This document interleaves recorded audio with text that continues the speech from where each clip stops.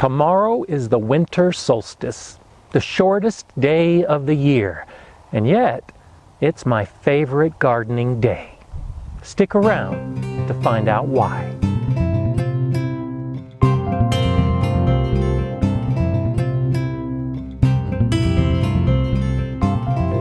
Hi, I'm Gardener Scott, and I discuss everything gardening.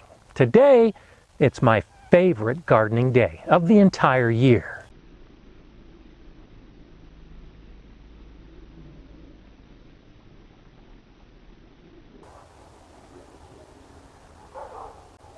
So I've got snow on the ground, it's cold out, and you're probably wondering why the winter solstice is my favorite day. Well, that's because today, the day before the solstice, is my least favorite day. I can't be doing a lot in the garden right now because there's snow all over, and it's cold, and I want the gardening season to begin. Well, that's what makes tomorrow so special, because for me, the winter solstice is the beginning of the gardening season. The winter solstice is when everything changes, because from that point on, each day is a little bit longer. There's more sun. It gets me closer to when I can start seeds, when I can put plants in the ground and really start enjoying the growing season. The past, the season that I just finished, is done. Now I can look forward to the upcoming season. And it's all symbolized by the winter solstice. It's not just me. Humans, for thousands of years, have been marking the solstice, both the winter solstice and the summer solstice. It's been very important for societies throughout our history to know when the days would start getting longer, when they could start planting, because so many people in our history relied on growing their own food. And the winter solstice was an important date for them too. For me, it's more enjoyment. I don't have to grow all of my food. I like to grow as much as I can, but it's not a requirement for my existence.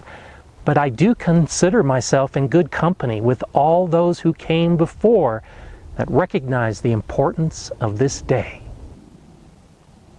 I use this time of year to survey my garden. The shadows are at the longest they'll be for the entire year. So I look around at the beds and observe the shadows, and in the rest of the stark landscape, how I'm going to expand my garden, how the sun and shadows play together as I put in new components. I'm already imagining what this space will look like next year, because I'm adding more beds, more growing spaces. It's all open right now. It's beautiful. Some rabbits have decided to run through, but I'm excited because I know that this space a year from now is going to be completely different. And it's on this day that I start that planning to figure out what I'm going to do in the spring, which will lead into my summer, so that next year I can do this all over again and plan the following year. At this new house, this new garden, I've got a lot of space to develop. So this is a good day for me to look at the open spaces and figure out what I'm going to do with them.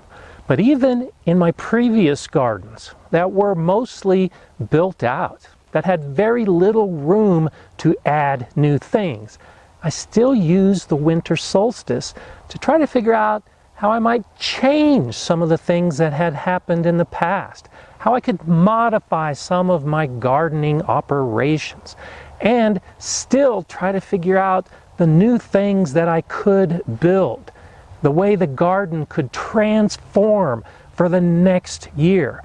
Because I think it's important to transform your garden every year. It helps keep it exciting. So look at your own garden. What can you change? What can you modify? And especially, what are the new things you can try? I'm the kind of gardener that is always looking for something new to try. A new planting area, a new tree, new seeds. I'm always looking for that something new in the garden. That's what I really find exciting.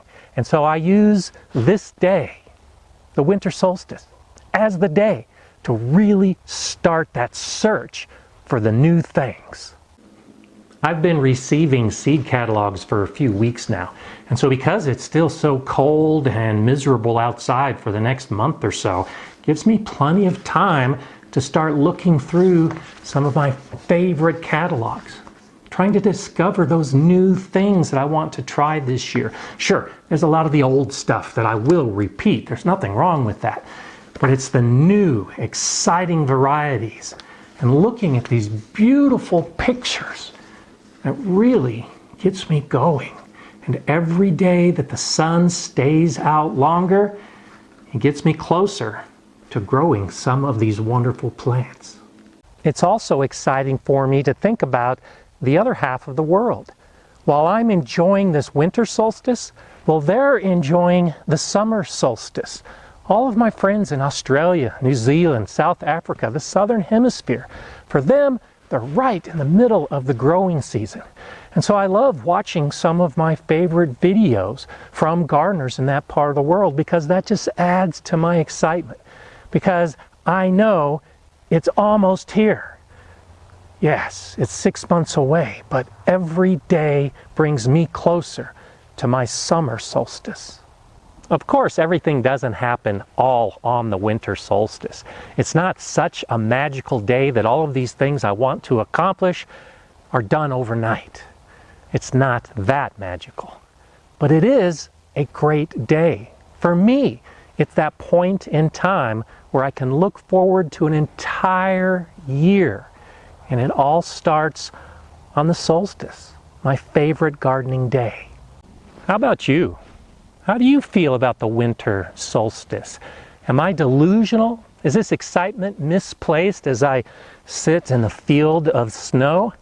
Let me know below what you think about this time of year. And if you're from the southern hemisphere, well then share with me some of those wonderful things that are happening in your garden right now, because that helps carry me forward every day as I get closer. If you like this video, give me a thumbs up, like it, and share it to others who might have similar thoughts. If you want to see more of these gardening videos, subscribe to the GardenerScott channel, and be sure to click on the bell so you know when new videos are coming out every week. I'm GardenerScott. Enjoy gardening.